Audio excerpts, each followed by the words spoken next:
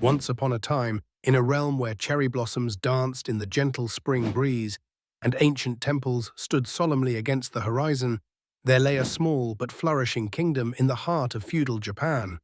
In this kingdom, the walls echoed with tales both familiar and unknown, tales that wound through the whispers of bamboo forests.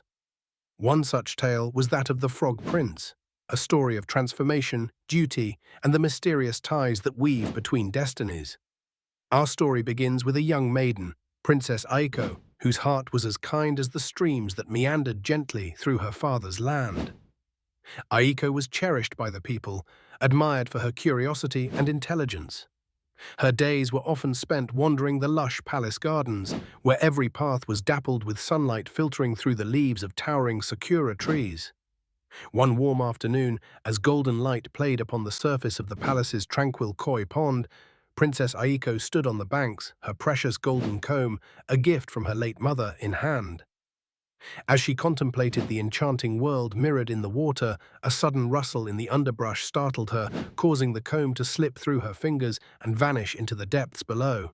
Distressed, Princess Aiko knelt by the pond in desperation.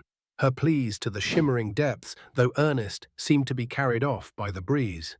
That is until a soft, resonant voice emerged from the water itself. A voice belonging not to man, but to a frog, perched regally upon a rock covered in emerald moss. "Do not despair, fair princess," croaked the creature, its eyes gleaming with an unusual light.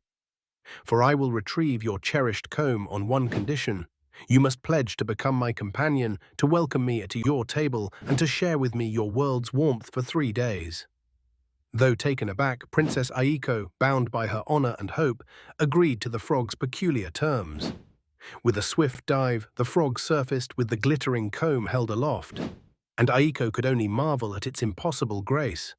True to her word, the princess welcomed the unexpected guest into the palace, despite her father the emperor's raised eyebrows and the court's curious whispers. As the days wore on, the frog's presence became an enigma and a charming addition to the palace life. The young princess found herself enchanted by the frog's wisdom and perspective, which seemed as vast as the ocean's horizon. Each evening, as the sun painted the sky in tones of twilight, the princess and the frog would share tales beneath the stars.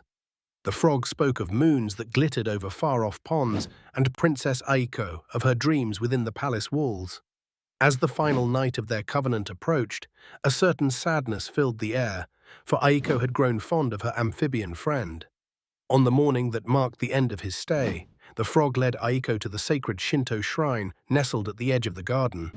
A calmness enveloped them as a cleansing breeze whispered through the trees, and there, beneath the gaze of ancient stone deities, the frog asked for one last gesture of goodwill, a kiss. With tender grace, Aiko complied, and in that moment, a shimmer of magic enveloped the air. The frog was no more, and in its place stood a noble samurai, his armor shimmering as if forged by sunlight itself. Prince Haruto was his name, bound by an ancient spell that could only be broken by the pure affection and sincerity found in Aiko's heart. Gratitude and a newfound joy filled the kingdom as the prince, with Princess Aiko by his side, reunited with his world and took his place among the realm's defenders. Their union, born from destiny and nourished by kindness, soon became legendary, recounted with warmth in every corner of the kingdom, a testament to the power of compassion and integrity. And so this tale is a timeless reminder that true honor resides not in appearances, but in the heart's unwavering depth and the unseen threads binding us to one another. As the sakura petals drifted gently back to earth, the kingdom thrived under the embrace of its prince and princess, a living embodiment of their story's simple, profound truth.